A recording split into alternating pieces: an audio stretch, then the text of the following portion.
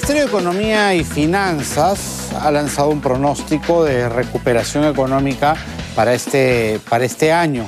Se calcula que estaría en el orden del 10%. El Fondo Monetario Internacional, por ejemplo, ha sido un poco más cauteloso en las cifras y asegura que Perú podría crecer alrededor del 8%. ¿Cuál es la realidad? ¿Y de qué depende, además, que estas cifras se lleguen a concretar en medio de esta inestabilidad que estamos viviendo, no solo por la crisis sanitaria que ha generado un tremendo problema económico, sino también por la coyuntura electoral? Para hablar de ese tema, estamos con César Fuentes, que es director de la Maestría de Gestión Pública de ESAN. ¿Cómo estás? ¿Qué tal, César? Muy buenas tardes. Muy buenas tardes. ¿Qué novedades? A ver, digamos que el Fondo Monetario ha sido un poquito más cauteloso, digamos menos optimista de lo que finalmente ha sido el Ministerio de Economía y Finanzas y el Ejecutivo en cuanto a las cifras. Pero que vamos a crecer, vamos a crecer. ¿De qué depende de que eso se maximice finalmente a final de año?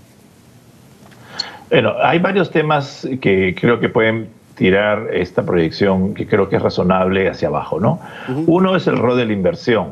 Es decir, lo que tenemos es, hoy día se proyecta alrededor de que la inversión va a crecer alrededor del 15%, que es un número elevado, pero ha caído casi 16% el año pasado. ¿Por qué la razón de la inversión? Porque esta es inversión privada y, lógicamente, si hay temas asociados a vaivenes políticos, esa es la variable más sensible que tenemos, es decir, postergación de las inversiones, especialmente en construcción y eventualmente en inversión de maquinaria. Entonces ahí yo creo que tenemos ese primer riesgo, que es el tema de incertidumbre política, puede efectivamente que bajen estos números. Es decir, si por ejemplo, para que tengamos una idea, si de 15% proyectado bajamos a 5 o 6, lo que tenemos es un punto menos, por lo menos, de PBI que va a caer. Eso es más o menos la magnitud de la caída. Si en lugar de que sea al 15 como está proyectado, quisiéramos al 5, por ejemplo. En el caso del consumo privado, que es otra variable que es sumamente importante, que es alrededor de 2/3 partes del PBI peruano, acá el tema es qué tanto efectivamente la vacunación va a permitir dos cosas: que realmente el comercio abra en toda su plenitud, que hoy ya tenemos muchas limitaciones de aforo, por ejemplo, en restaurantes, en moles. Esto está asociado a qué tan efectiva va a ser la vacuna. Hemos visto que por lo menos se han cumplido los grupos de 80 años y ahora de 70, pero estos no son grupos importantes en el consumo, ¿no? Los grupos importantes en el consumo son los que todavía no se han vacunado. Es decir, estamos hablando de personas de 50 años para abajo, que son los grandes consumidores en general de servicios. Yo creo que el tema es, en la medida que haya una demora y que no se llegue a las metas, ese es un riesgo justamente. ¿Por qué? Porque eso va a frenar el consumo de familias y, por otro lado, actividades importantes como lo que es servicios en general, ¿no es cierto?, y comercio. Entonces, esos son los riesgos que tenemos en este perfil de crecimiento. Por eso, si uno es más conservador en el tema de consumo, es decir, si uno ve que hay una postergación ocasionada por que no se llega a las metas de pandemia, a las metas estimadas por el gobierno que cierren este año como debe ser, tendríamos una caída de consumo privado que está alrededor de 8 o 9% en las proyecciones del MEF y del BCR, y si tuviéramos un 5 o 6, también ahí tendríamos un medio punto o un punto menos. Entonces, si uno va sumando, efectivamente, del 10 bajaríamos al 8. Más de este, es decir, menos de este número es un poco probable, porque hay una inercia ya también, ¿no? Es decir, si bien es cierto, la información está el primer trimestre, prácticamente el segundo trimestre está a puertas de concluir, ¿no? Entonces ahí ya tenemos una inercia que va a ser un buen rebote. Hay un rebote, diríamos, estadístico también, ¿no? Es decir, de estar parado a hacer un poco de actividad, el impacto en general va a ser positivo. Entonces yo creo que es razonable, pero los riesgos están ahí, ¿no? Yo creo que variables que van a sumar a menos pueden ser el caso de la inversión privada y el consumo privado. A más, creo que si hay una recuperación de las exportaciones en volumen y subida de precios del cobre y del oro como ha pasado, eso va a ser un positivo que tiraría, ¿no es cierto?, este pronóstico hacia arriba. Claro, porque encima estamos en medio de una coyuntura mundial favorable, ¿no? Con el precio de los commodities bastante altos, cosa que se tendría que aprovechar. Es más, lo que pasa en la interna, lo que podría mover las cosas negativamente, ¿no?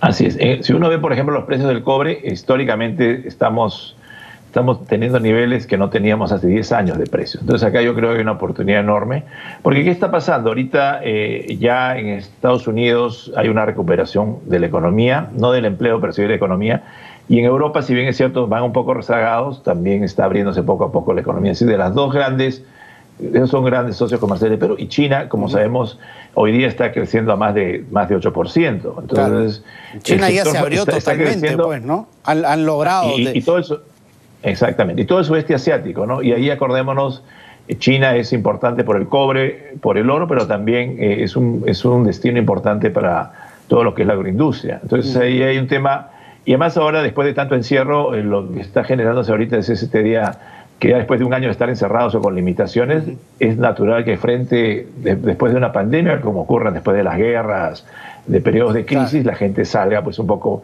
a gastar lo que no ha podido gastar y a disfrutar lo que no ha disfrutado en el año anterior.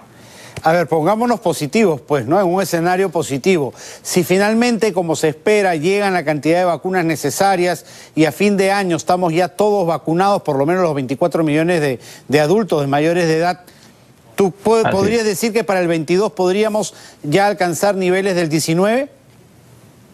Sí. Yo creo que sí. Acá hay un tema que es una ecuación difícil de resolver, es el tema político, ¿no? Es decir, lo que yo creo que para lo lamentable de esta polarización que está ocurriendo ahorita en el Perú es que, al margen de quién gane, la señora Fujimori o el señor Castillo, el problema está de que en ambos grupos creo que va a haber bastante posibilidad de enfrentamiento, ¿no? Por un lado, si el señor Castillo efectivamente no se pone en términos más reales, en términos de sus propuestas económicas, va a tener, ¿no es cierto?, una fuerte oposición de la industria en general, y yo creo que y en ambos casos podría desatarse también enfrentamientos con el Congreso, ¿no?, que no tiene mayorías grandes, donde los acuerdos van a ser fundamentales para que no pase lo que nos ha pasado en estos últimos 5 años, ¿no?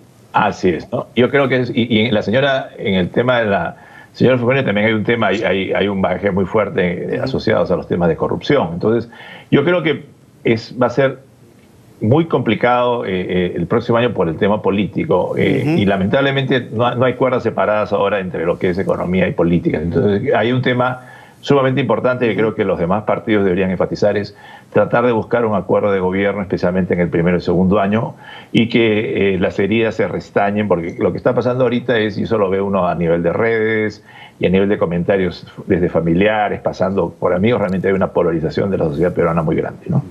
Sí, eso definitivamente va a repercutir en nuestro futuro económico, por lo menos inmediato, ¿no?